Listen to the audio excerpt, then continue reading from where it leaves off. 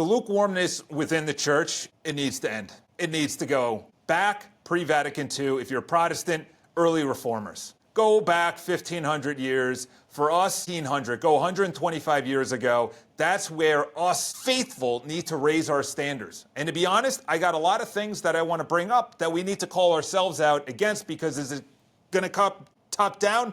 I don't think so. By all means, I hope it does, but it's come bottom up. It's got to come from the faithful. It's got to come from those that are actually saying, you know what, I kind of want a standard, knowing that there was a standard for our entire church history. If you read any part of it, The Fewness of the Saved is a book all about how many priests and saints and clergy and nuns wrote about how many people were going to hell instead of heaven. That's not preached about. I'll make a video about that. The other one, which includes fasting and abstinence, a definitive guide of Catholic teaching. I just finished that book. It's wild what they did for hundreds of years that had no food, and they're already suffering. And guess what they did? They suffered more by having their first meal at 6 p.m. The amount of feast days, the amount of fasting, the amount of abstinence that they had was like 1/3 of the calendar, 1/3 of their year was sacrificing, putting their flesh against what their desires wanted and saying, no, I am not going to have flesh meat, or I am not going to eat on Wednesdays, Fridays, and then Saturdays it's going to be 6 p.m., or I'm going to wait for Sunday to have the Eucharist to have my first meal. Break fast was breaking the fast. Noon was actually for a bunch of monks that said, hey, listen, noon is none. We are going to pray, then we will eat. That was even in the Middle Ages, the 1100s. Now, I don't even know what the fasting and abstinence rules are in the Vatican right now. However, let's go over a couple things that we need to end right now. The first one is casual chatter before, during, and after Mass. During is disgusting, okay? That's sacrilegious. I hear it, and I have to pray during that time to not turn around. I just say, Lord, give me patience. I offer up this to the sacrifice, to your feet, because I need to focus on you. Before, I was just at a Mass yesterday. It was 8:59 for a 9 a.m. Mass. I felt like I was on a football game. Everybody behind me, I was in the front row with my mom, everybody behind me was talking. Like loud. It wasn't like, oh, wow, I can't believe the U.S. Open is on today. I wonder who's going to be winning it. I think it's going to be raining in Pennsylvania for the... Do you understand what we're about to partake in right now? Like, where is the reverence on Sundays? Okay, moving on.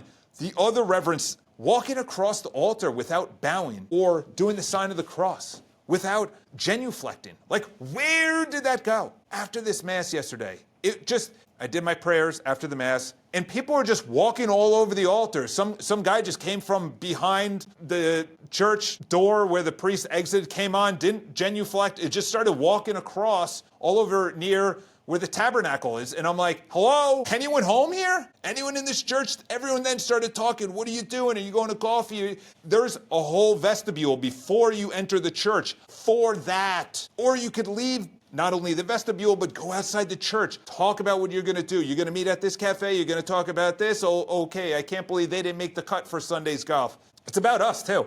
It's not about coming from the priests or anyone else. If the priests top down, or the Vatican, or the bishops, or the cardinals, top down, come through and just start having these high standards, amazing. I'm at a church, very reverent. They posted on the door, which is I'm about to talk about. They're showing up like they're going to the beach. And this is men and women. You could go, it doesn't matter. You know, the guys dress like they're going to the gym. They're wearing shorts, sandals, a t-shirt, like, it's a grown man. It's a 50-year-old man. You're walking out in a t-shirt and gym shorts going not only to church, but it's embarrassing.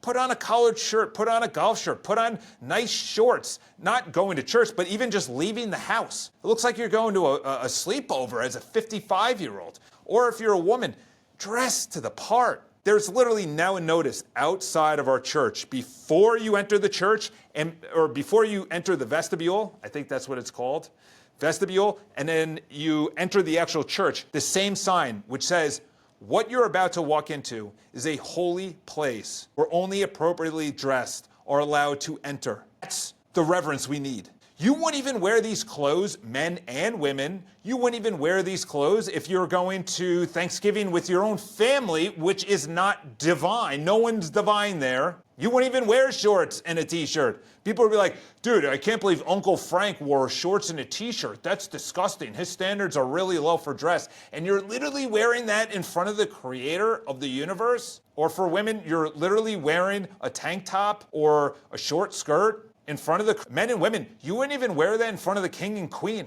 You wouldn't even wear that in front of a politician you don't even like. You have higher standards going to a wedding of people you don't even like or know. Come on. Moving on. Not believing in the real presence. This is me up until 7 months ago. So I'm calling myself out as well. I believed, as I came into the faith as a Protestant, that it was just a symbol. I was told that it was a symbol. It was in remembrance of me. So I had the little cracker juice, or the cracker and the juice, and you pulled it off, and then you had the little cracker at the Protestant church. You took the little cracker, and I didn't even take the juice. I was like, I don't know, I don't need this. My buddy didn't even do it. I was like, okay, well, what are we remembering if we're not even gonna partake in a blasphemous, granted that might not be, I have no idea, I'm just throwing that word out, not believing that you are literally partaking and having in your mouth and your body for 15, 20, 30, up to 55 minutes in your system, the Lord to cleanse your soul, to cleanse your sins, to cleanse and to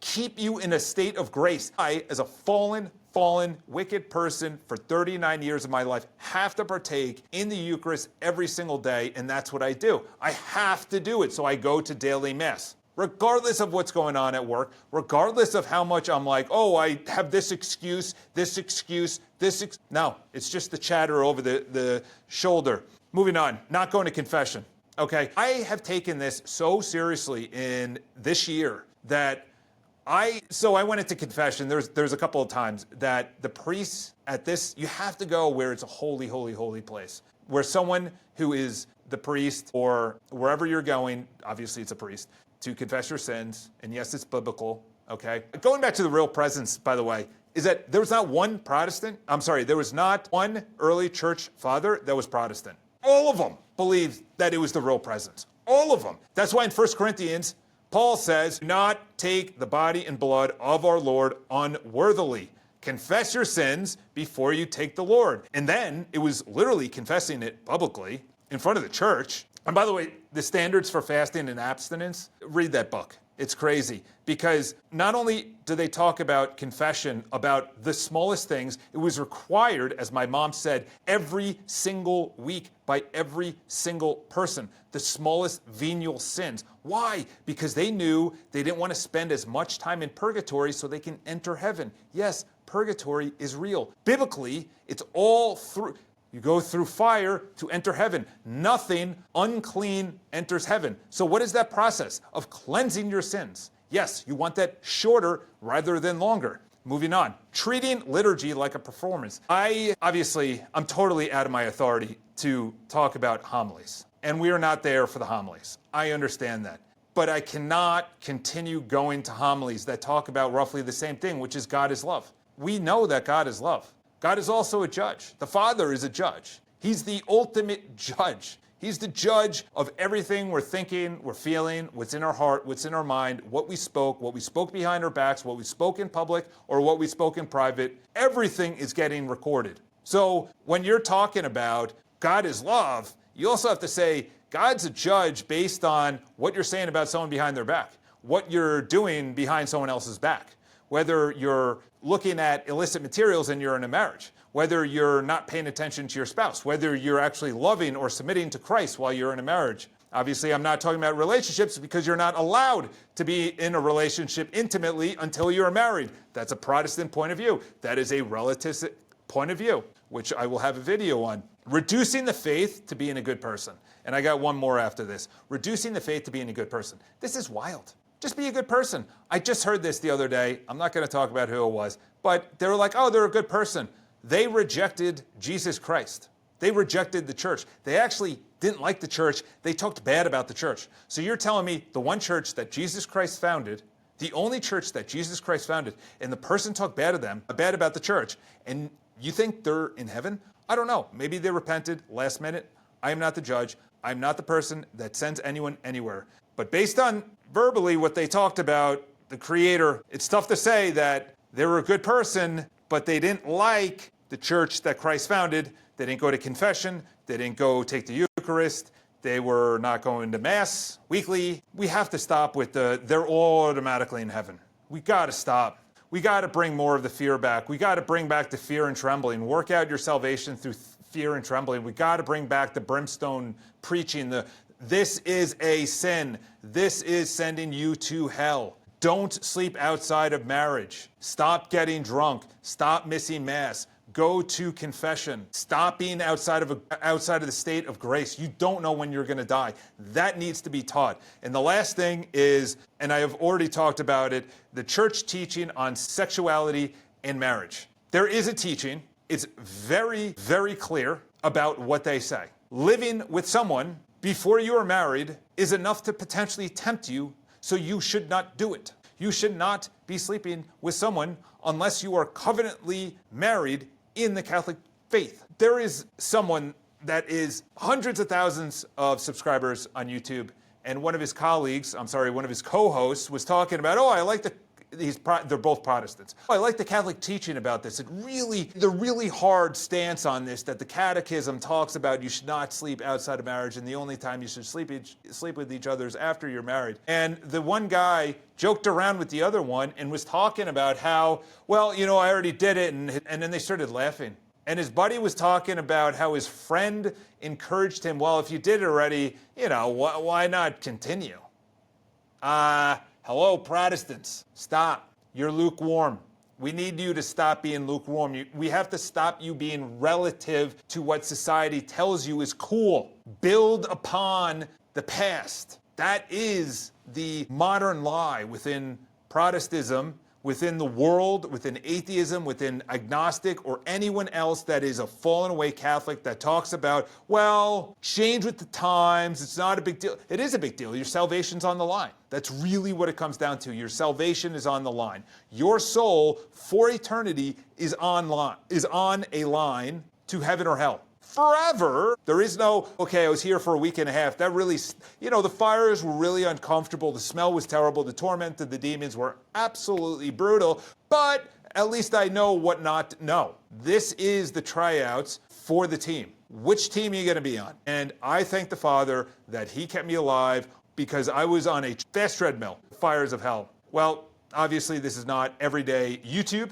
This is not everyday Catholic YouTube. This is someone who is sitting in the pews, observing everything from someone who wants to bring back the Catholic standard, bring back the Catholic teaching for the laity when it comes to abstinence, fasting, prayer, rosary, the teaching on the pulpit. There are some great churches that you need to belong to. Those are the ones you tithe 10% to. Those are the ones you show up to. Those are the ones you volunteer for. Anyway, I hope you like the videos that I've been producing lately about this. Subscribe for more. If you have any questions, leave in the comments below. The next video is going to be about relativism, which is absolutely the biggest lie that has come down since Martin Luther in the 1500s. I'll talk to you on that one.